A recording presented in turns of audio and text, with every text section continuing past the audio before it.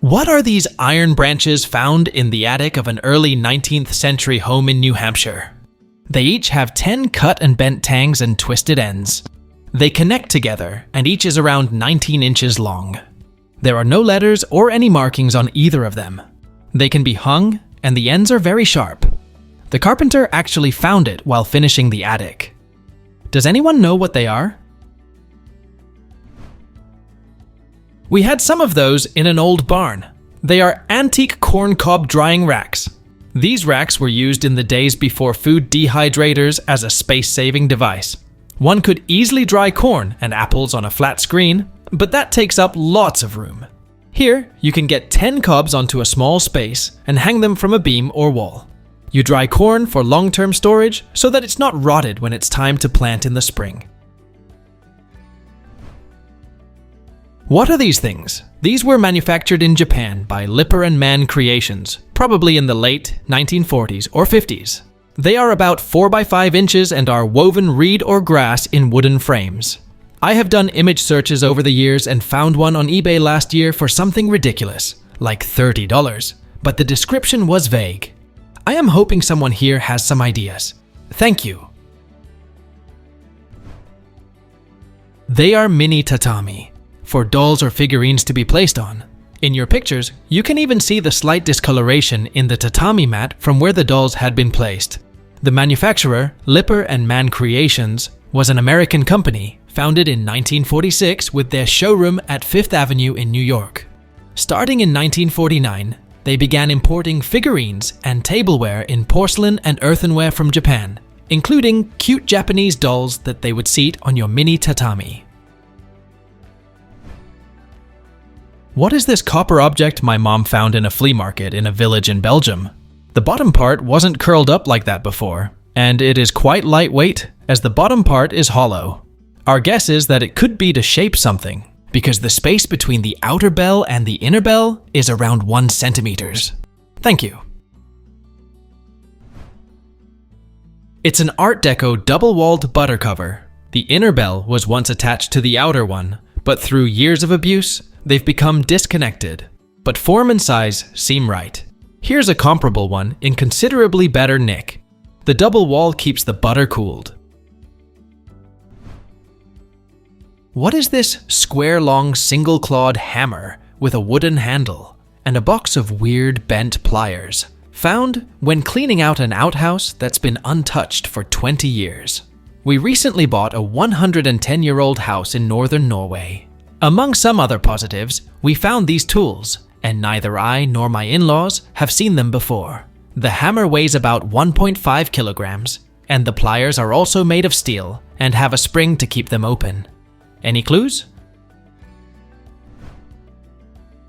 I found both of these. They are used in herring processing. It's a cooper's hammer, but they call it a dixel in Norway. They were used to open and close the herring barrels.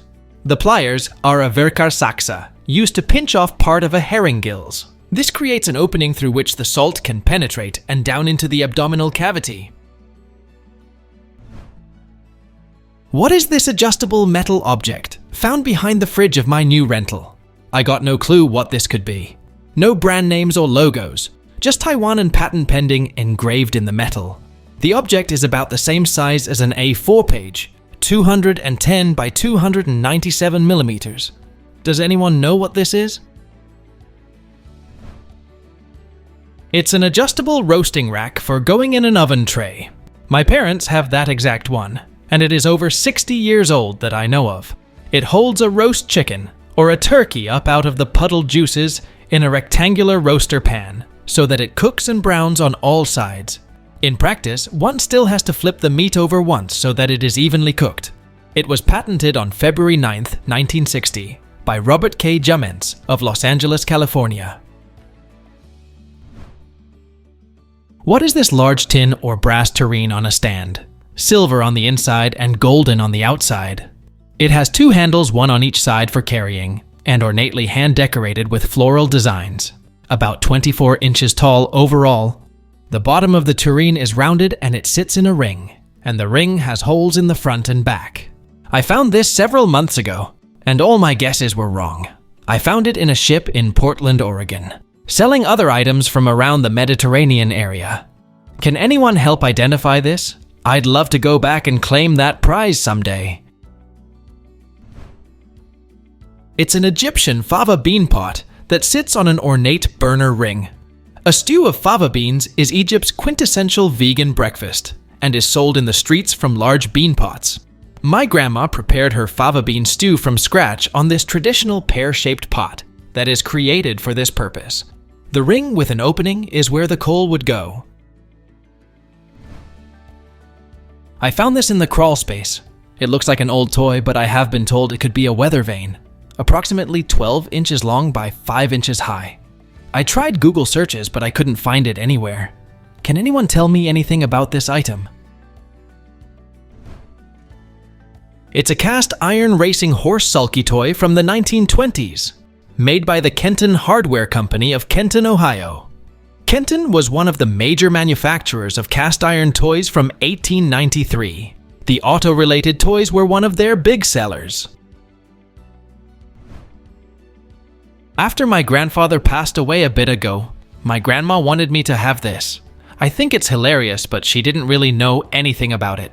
It's approximately 5 inches tall by 3.5 inches across and probably made of bronze. They live in Vermont if that helps. Does anyone have a clue? It's an ashtray.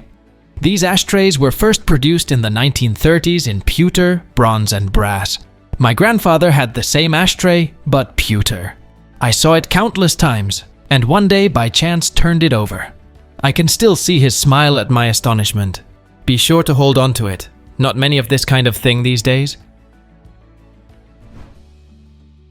What is this aluminum canister with a black plastic handle found at an antique fair in Oregon? The bottom says Little Chef, about 12 inches tall and about 5 inches in diameter. There are 2 small holes in the top and 3 narrow slits along the bottom edge.